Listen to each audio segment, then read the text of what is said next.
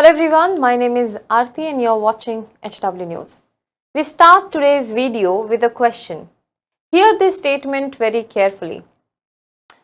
We all take an oath, give our word, make a resolution that until our last breath, we will make India Hindu Rashtra and keep it a Hindu-only nation.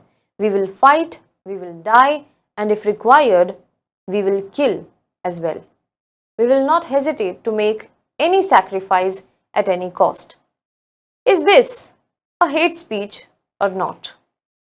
This statement was made by the editor-in-chief of Sudarshan News, Suresh Chvanke, at an event organized by the Hindu Yuva Vahini at Delhi in December 2021.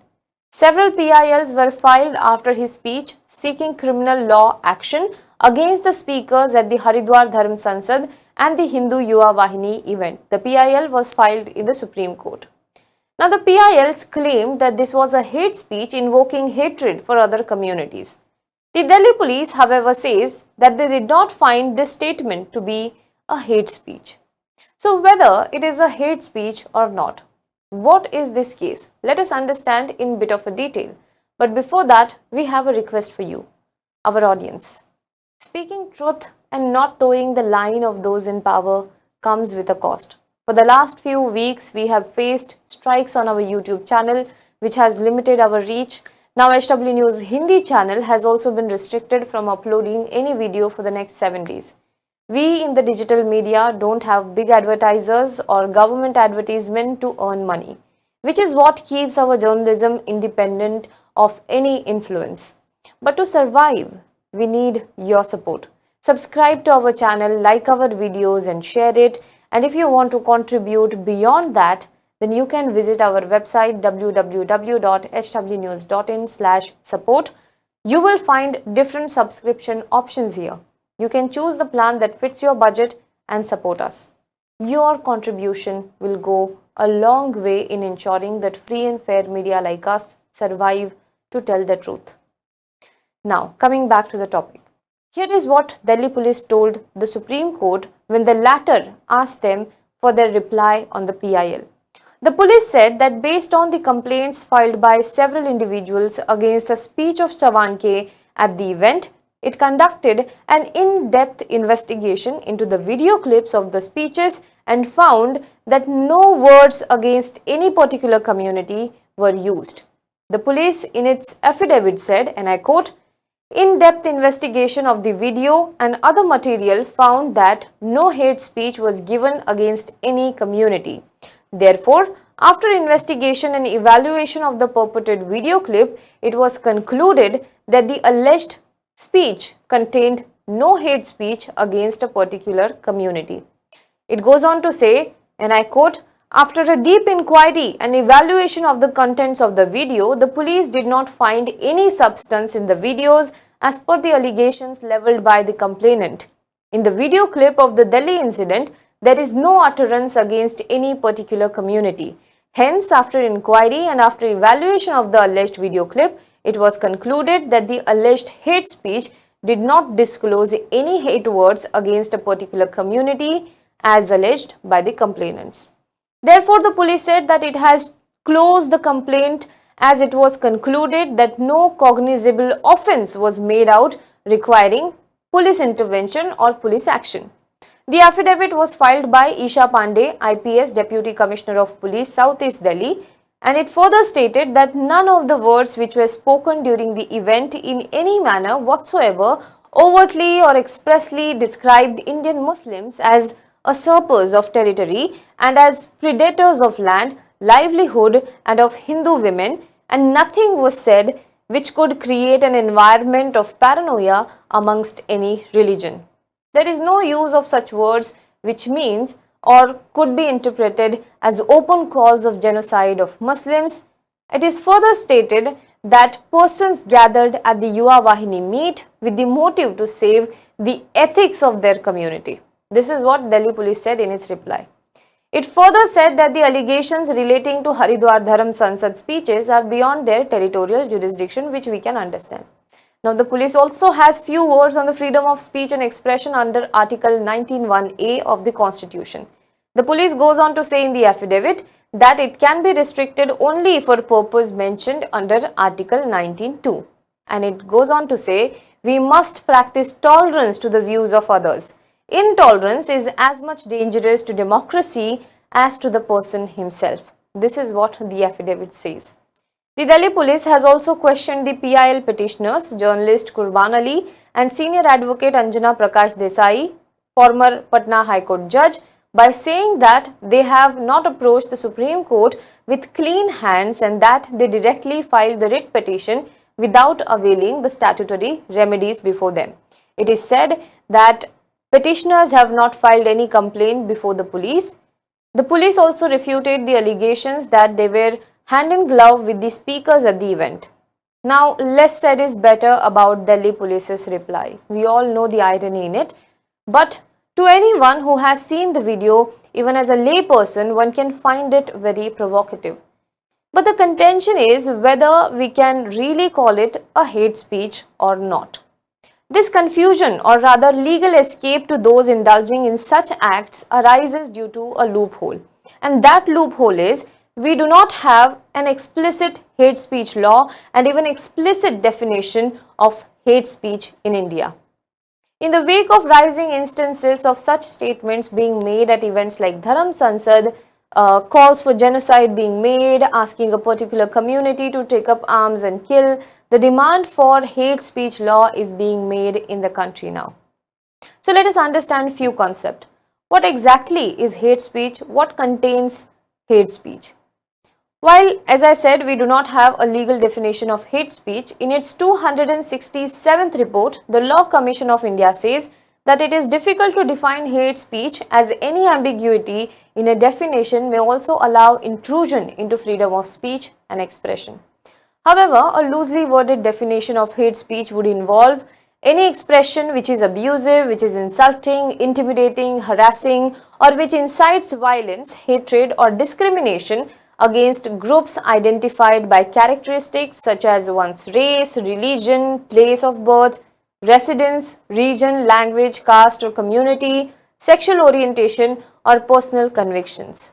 Thus, hate speech is any word which is written or spoken, signs, visible representation within the hearing or sight of a person with the intention to cause fear or alarm or incitement to violence. But then, some can also say that these may be offensive remarks. Why call it a hate speech? This is because we have seen during recent examples that hate speech are remarks against a particular community or group that are made over and over again intended to invoke hatred for them. And here comes the idea of context. The differentiator between maybe offensive remark and hate speech is the context. In the above example, when the person talks about fighting, dying and killing for Hindu Rashtra, what is the context? Who is he asking to kill? That has to be answered. Now let us move on to the next point. Are there any existing laws against hate speech in India? Since there are no exclusive laws against hate speech, most such cases are booked under legal provisions that deal with provocative and derogatory speech or inflammatory speech, investigated under section 153A, 153B and 295A of the Indian Penal Code.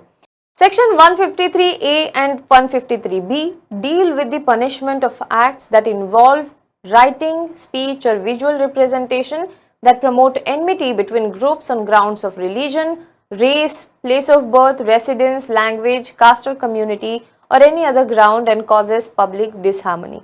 Whereas section 295A deals with punishing acts that deliberately or with malicious intention outrage the religious feelings of a class of persons. In addition to this, making statements conducive to public mischief is punishable under section 505. Under the subsection of 505, it can lead to 3 to 5 years of imprisonment. Besides this, under the Representation of People's Act 1951, a person convicted for the illegal use of freedom of speech is barred from contesting elections in India. Now that makes us question, should there be hate speech law, exclusive hate speech law in India? Now, recognizing that this may not be enough, whatever the IPC sections that we spoke about may not be enough, the Vishwanathan Committee in 2019 recommended having a separate hate speech law that is not subsumed under sections that deal with provocative or inflammatory speech. Thus, the Law Commission proposed that distinct crimes be added to the IPC to criminalize hate speech more specifically. It proposes the addition of two new provisions, Section 153C and Section 505A.